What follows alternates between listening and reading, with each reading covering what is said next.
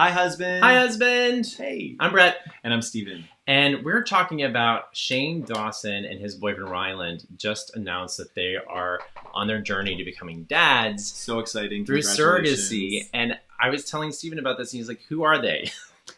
So if you don't know, if you're a big fan of theirs, sorry, our generation, we're just a little bit older, but they are huge YouTubers. And Shane is sort of like kind of famous for having come out as bisexual online, and they both have like millions of YouTube subscribers. Cool. And they've been dating, living together. They have a farm in like Colorado now, and they're just talking about how they announced that they're going through this journey. So we thought we would watch it as new dads ourselves. And this is our son Maverick. He's 7 months old. 7 months. We thought we would watch it and watch the announcement because we're super excited for them, and then help clarify some things for you if you're somebody who's interested in learning more about what the surrogacy process is for two gay dads. Right? Yawning. Maverick's like, not this again. He's yawning. Okay, we have a lot of updates, and oh my gosh, I'm a little bit nervous because today's a big day. I know, that's why I woke up at noon, baby. I'm awake Jane has early. Ryland. I'm on dad time. No, you're not. Right. Do I? Okay, should I shave for our baby? What do you think? Well, I mean, This is a lot. it is maybe too much, but you can grow it out until we have our child. But today's exciting because we've already committed to our egg donor, which is our child's mother. It was very strange to click purchase on our child's mother. Okay, All right, so pause for 1 go second. ahead. Just to clarify, the egg donor is not the mother. They are the egg donor. The egg donor. So they are donating their eggs so that they can be fertilized by their sperm to create embryos, and the egg donor will not be involved in raising the child. Yeah, a mother would typically be involved in the raising of the child. This would not be the mother. This would be a two-dad family similar to ours. So just, they're using this term mother here, and I just want to make sure that as an audience, you're aware that that's not something you would call the egg donor. But we've never met her, and as we're going through the process, Shane and I thought, well, right before we do the deed... Sorry, Riley's just really going in on her ass right now. I don't know if you want to wait. Hey. Okay, we're talking about our child. Yeah, this is, okay, I'm the one that was nervous, and I told you, I was like, are you not nervous? And you were like, no, why? And I'm like, because we're not only about to meet the mother of our child, we're going to meet... Not the mother of the child. She's the egg donor. So, And also, at least in our experience, we didn't actually meet the egg donor. We saw their profile, and it was online. I don't want to choke on this thing. What are you doing? Yeah, what You- is that? You chewed it off. It fell off. It's right here. Oh, okay. Oh my God. And Yeah, but in our circumstance, we just looked at a profile. She was an anonymous donor, so it sounds like maybe they're actually doing a different process than what Yeah. we did. it must be, because that's not what we did. There is a process called fresh egg donor. I think it's a much more expensive process, so only certain people could afford it. Sounds like they might be able to do that. But to be fair, I mean, we saw our egg donor on a profile, and then she had to come in and they retrieved her eggs. So like maybe it's just Maybe a that's different what it way is. of doing it. I'm Yeah. not But I would think most donors want to remain anonymous because they don't want they're not trying to be a there. parent Yeah. themselves. They're just trying to help other people become parents. Correct? Correct. Yeah. All right. who our child is probably going to grow up to be like. And so that is misleading too, because your child isn't going to be like them because they're not being raised by them. Right. So something I think most people think when they're thinking about egg donors is like personality. It's and nature versus nurture, right? Right. So that's, I think, a bit misleading when it comes to the egg donor selection process. Is people like you were talking about this, how like some people might want to look at like only like Ivy League people who have gone to an Ivy League school. But if you are in a situation where, I mean, you could be the most intelligent and awesome parents in the world, but if your child, even if they are set up for success in that area, if they actually don't want to do that, then they're actually not going to do that. Or it could be vice versa. They're just, or you're not in a situation where you would put them in an Ivy League school. So it's nature versus nurture. Obviously, the way you raise your child has a lot to do with what they're going to do and how they and their how they go about it, personalities. and their personalities. Yeah. This woman is what our child is going to be. And I would just say you might see some semblance of your donor physically, but personality-wise, it's really kind of up to you. Yeah, definitely. what if what if she doesn't get my jokes? Like, what if she doesn't get your, assholeness? Like, what if she doesn't get our dynamic? And then oh God, you know what I mean? The egg donor doesn't really matter because they're just like they're literally just giving you the eggs and they're moving on. The surrogate matters more because it's a much longer journey. It's a much longer journey. And those are two separate things. Yes. It's scary. And also, I don't want to cry on a FaceTime. It's too much. I already did that in therapy once a week. And so I feel like I'm probably going to start crying. And then I want her to like us. And I want her to... And then how is she going to feel? We're going to have her baby. Kind of, in a way. It's a lot. It is a lot. And I wasn't nervous.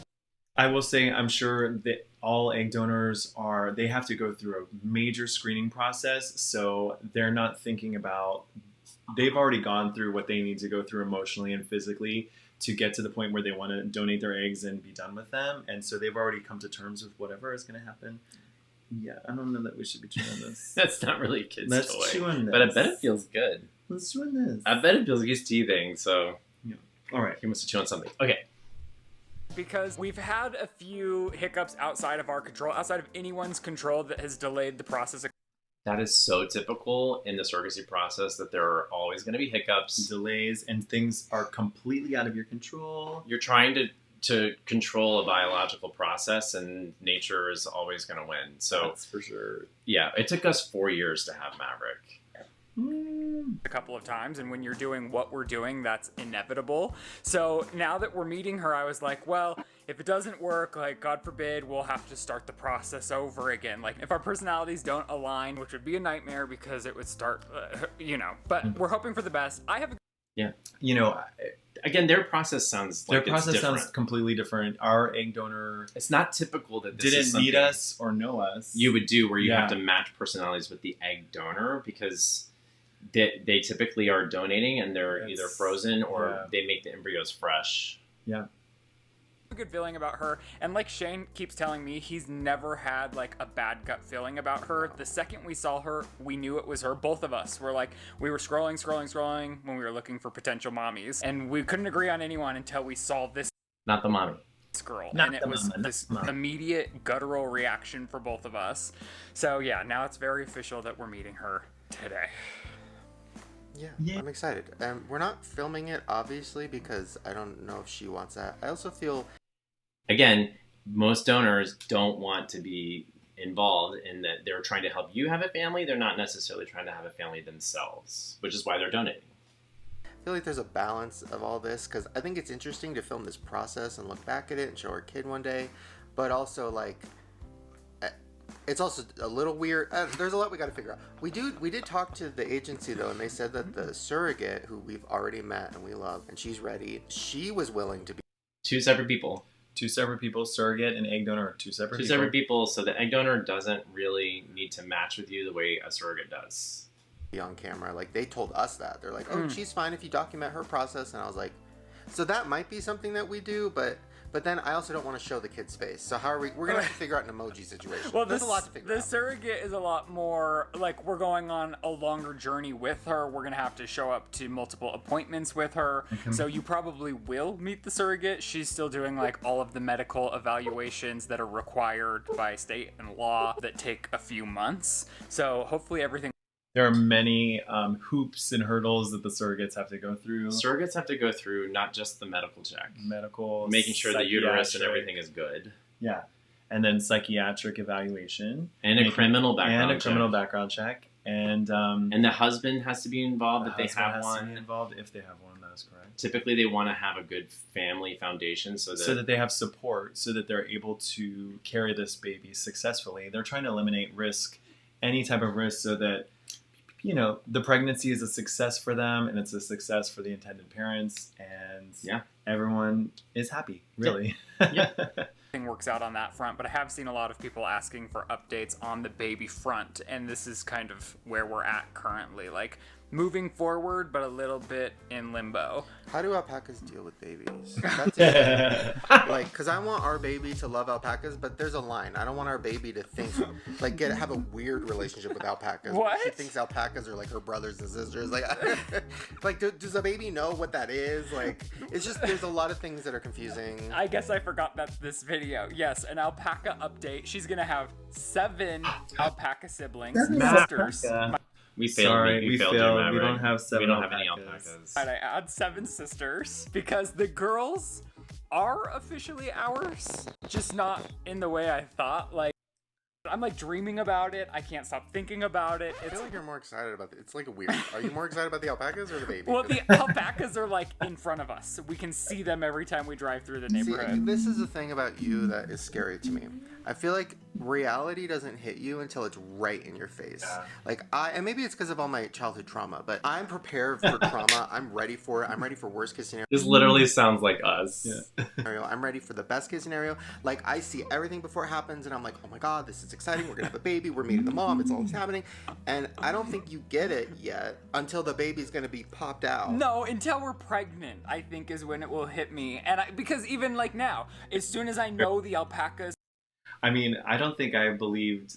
Of course, I believed that we were having the baby, but even when we went the week before he was born, and I was with Crystal, our surrogate, and we were like, I could feel him and see him moving in her belly. I was still like, is this really going to happen? Is this really going to happen? Because it had taken. I so think it's long. always good to be cautiously optimistic along the way, because we have friends who've had to switch surrogates like 2 or 3 times. Yeah. We have friends who've had 6 failed embryo transfers. I mean, there's so much you just can't control. So understand, if you're watching this and you're following their journey, just know that it might take time, and there might be moments where they don't even want to share the disappointment, because sometimes it happens. I got like official confirmation. I've been going to Murdoch's like multiple times a week. I've really been preparing, and I'm gonna do the same with the child. But right now, there's been like the bumps really like take a toll on me, which I know like, you know, we're so blessed to be able to go on this journey, but it's not like a straight path for anyone. So I mean, amen. I think that's the most important thing to understand in the gay dad journey, is that it's not a straight path for anyone. it's just, I think the process is like what deters me from like being super excited about the small wins in this baby journey. I wasn't listening. Sorry, you just. We'll be Surprise! back after I shower, get some coffee, and meet our mother. Oh my gosh, our mother. Not the mother. Our baby's mother. Okay. Toodles. Okay, bye. They're so excited. Okay, we're about to meet her. I'm freaking out. Focus. Oh my gosh. I wasn't nervous until just right now. Oh my gosh, it's like waiting for meeting to start. I feel sick. I lit this candle for protection. So we're prepared. Watching Maverick? Okay. We just finished meeting with our genetic mother. And They're like starting to. That's a much better term. They're getting the. And they learn. So They this is the learned. thing, is the whole path you're learning new things. And Yeah. it sounds like during that meeting they were like, okay, Oh, let's clarify. right, She's yeah. the genetic mother, but not the mother. it's Genetic. an emotional roller coaster because like we didn't know what to expect going in. Seconds before it started, I got so nervous. Like I wasn't nervous until we were like in the waiting queue to join the Zoom call, and then it all hit at once. And I just have to say, like, it couldn't have been more perfect. Like I couldn't have thought anyone could be a better fit to be our child's mother, which is so crazy because you pick them from like a dating profile sort of database. Yeah, That's true. that's true. Yeah. That's all. Crazy. And it's an I emotional was thing. crying like the whole time. When we saw the video of our donor, she made this video, which is not often common, and that's why this is different too. We cried. We cried and we knew She that it was the so right one. perfect, Knew that so- she was the right one. Congratulations, guys! Congratulations!